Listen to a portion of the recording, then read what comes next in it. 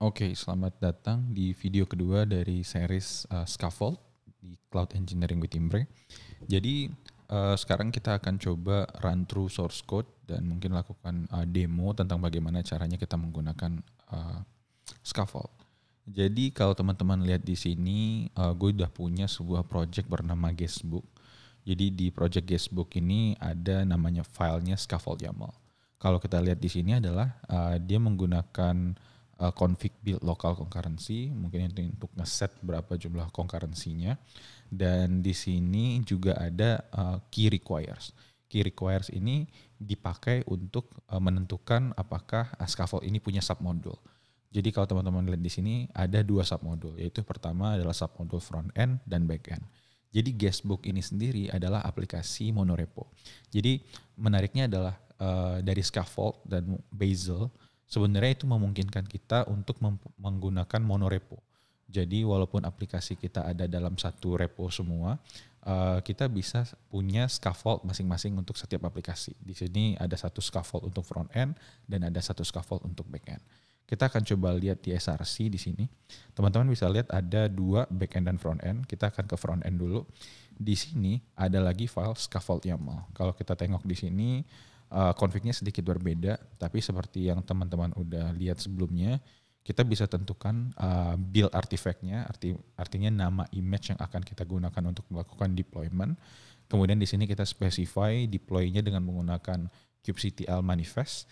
Di sini ada Kubernetes manifest YAML, jadi semua yang ada di dalam folder ini akan di-deploy. Dan di sini kita juga bisa configure port forward-nya. Jadi kita bisa pilih untuk port forward service kalau teman-teman punya nge-deploy Kubernetes service, dan kita bisa specify portnya berapa dan local port di komputer kita berapa.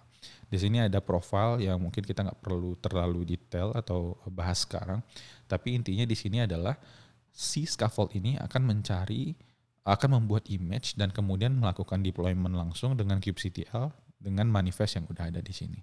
Manifestnya sendiri itu ada di folder front end. Jadi ada Kubernetes manifest, ada dua di sini, ada deployment YAML dan service YAML. Kita akan ke service dulu karena lebih simple. Di sini ada service standar menggunakan type load balancer dan dia ngebuka port di 80. Dan target portnya adalah HTTP server yang di-define di deployment YAML. Jadi di sini ini standar deployment YAML dari Kubernetes. Mungkin teman-teman yang pakai Kubernetes sudah familiar. Dan di sini ada image. Nah, image ini nanti ketika scaffold nge-deploy, dia akan melakukan replacement dengan image yang di-build oleh scaffoldnya ketika kita nge-run scaffold dev. Jadi walaupun di sini hard-coded, nanti ketika deployment, bagian ini akan diganti langsung oleh scaffold. Nah, ini front end. Kita punya satu aplikasi dan kebetulan kita juga punya satu aplikasi lain yaitu backend. Jadi walaupun teman-teman punya banyak aplikasi dalam monorepo ini, teman-teman juga bisa define masing-masing scaffold YAML-nya. Dan teman-teman bisa configure apakah mau ngejalanin semuanya atau ngejalanin salah satu doang dan seterusnya. Jadi yang saya tahu adalah di Google itu aplikasinya monorepo. Nah pertanyaannya, kalau monorepo bagaimana caranya Google bisa nge-manage deployment-nya, nge-manage build-nya dan segala macam. Nah itu dimungkinkan oleh salah satunya adalah dengan scaffold ini. Kita coba lihat modul kedua, ada scaffold YAML di sini. Nah ini sebenarnya kurang lebih sama persis. Tapi ini digunakan untuk backend dan lagi-lagi manifestnya juga di-deploy dengan menggunakan kubectl. Jadi teman-teman bisa lihat di sini adalah aplikasi Go. Kemudian kita bisa kita punya beberapa guestbook di sini.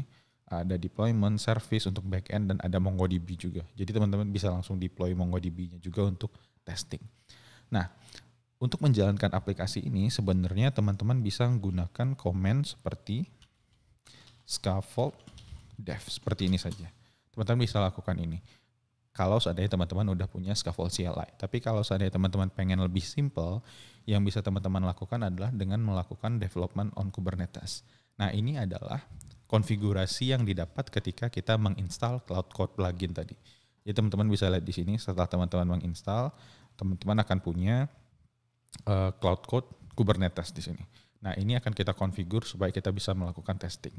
Di sini gue udah configure image repository-nya scaffold test di GCR, dan kita juga udah punya sebuah Kubernetes cluster yang digunakan untuk deployment.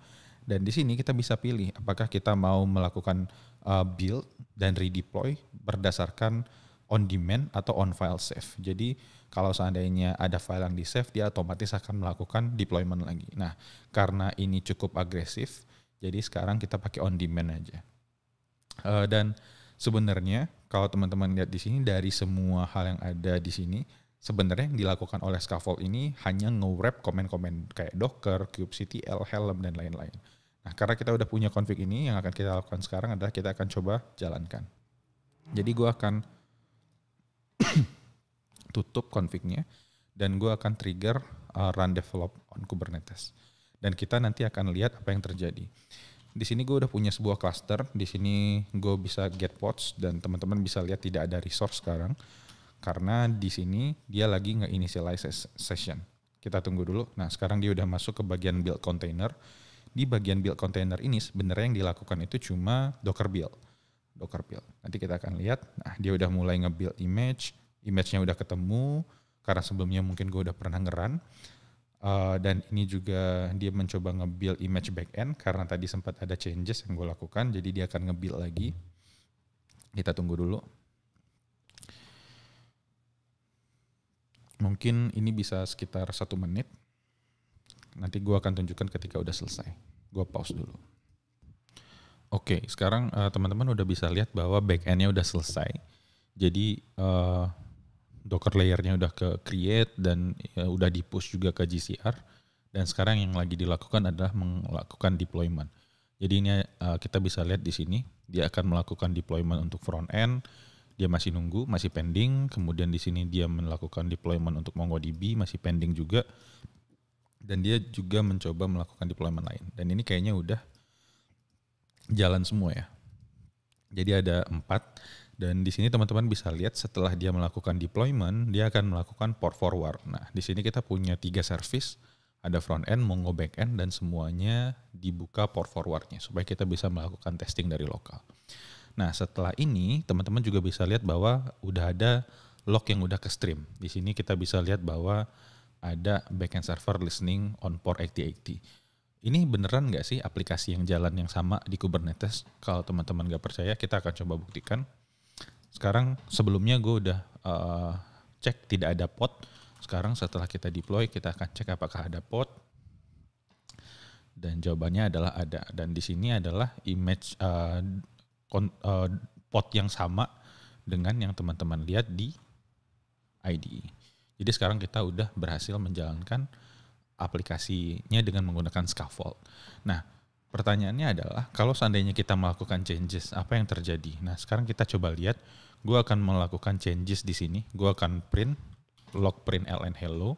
Kemudian karena gue nge-set deployment-nya on demand, gue akan trigger lagi deployment-nya di sini. Kalau teman-teman lihat di sini yang akan di-build itu sekarang cuma back-end image-nya. Karena yang changes, yang ada perubahan itu cuma back-end. Sementara front-end-nya nggak di-build lagi karena tidak ada perubahan sama sekali. Jadi kita akan tunggu lagi sampai proses ini selesai, nanti gue akan resume lagi. Oke, sekarang teman-teman bisa lihat bahwa setelah kita nge-update image back-end-nya, sekarang kita udah bisa lihat bahwa build image-nya udah selesai dan dia juga udah di-deploy. Dan di sini juga udah port forward.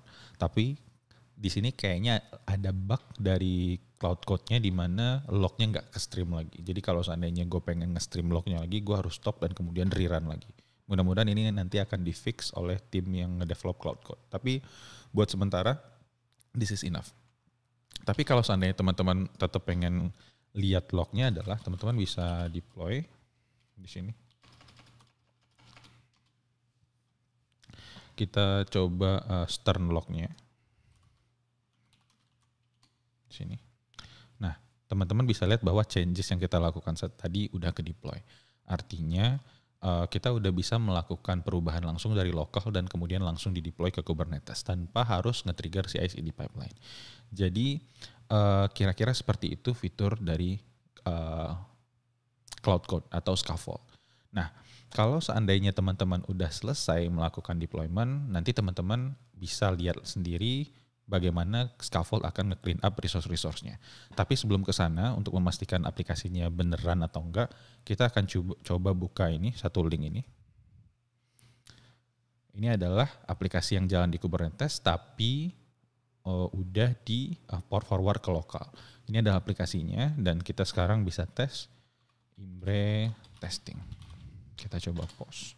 Dan aplikasinya kalau seandainya di refresh, aplikasinya jalan. Tetap masih bisa diakses. Dan kita juga bisa lihat bahwa di sini ada log dari aplikasinya. Jadi sebenarnya itu yang dicoba untuk diselesaikan oleh Scaffold. Nah, kalau seandainya kita udah selesai development, nah di sini teman-teman, ternyata baru muncul lagi lognya. Jadi lognya kayaknya muncul setelah setelah emang ada log yang di stream. Sepertinya kayak gitu ya. Tapi kalau seandainya sekarang teman-teman udah selesai ngedeploy, teman-teman bisa press stop. Dan kalau seandainya kita lihat di sini, gue akan coba get pods minway ya. Kita akan coba watch. Kemudian di sini kita akan stop. Teman-teman bisa lihat bahwa sekarang podnya mulai di-terminate oleh Scaffold. Artinya kita bisa ensure bahwa setelah aplikasinya selesai, tidak ada lagi resource yang tersisa di Kubernetes cluster. Dengan begitu kita bisa pastikan bahwa aplikasi kita udah bisa development kita secara lokal udah selesai. Jadi kira-kira itu yang bisa ditunjukkan dari demo pertama dengan menggunakan Scaffold. Berikutnya kita akan coba melakukan debugging dengan menggunakan Scaffold. Sampai ketemu lagi di video berikutnya.